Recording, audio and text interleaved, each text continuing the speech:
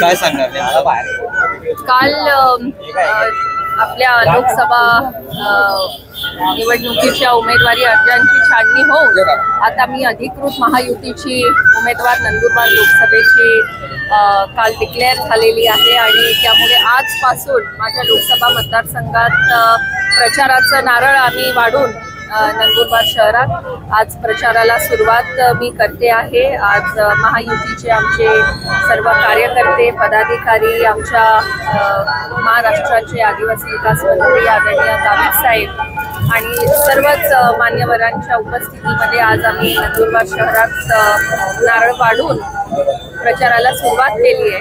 मागच्या 2 वेळा नंदुरबार लोकसभेच्या जनतेने मला प्रचंड मतांनी निवडून दिलं आणि माझा विश्वास आहे की या निवडणुकीमध्ये सुद्धा प्रचंड बहुमतांनी पुन्हा एकदा मला नंदुरबार लोकसभा मतदारसंघातली जनता ही निवडून देईल।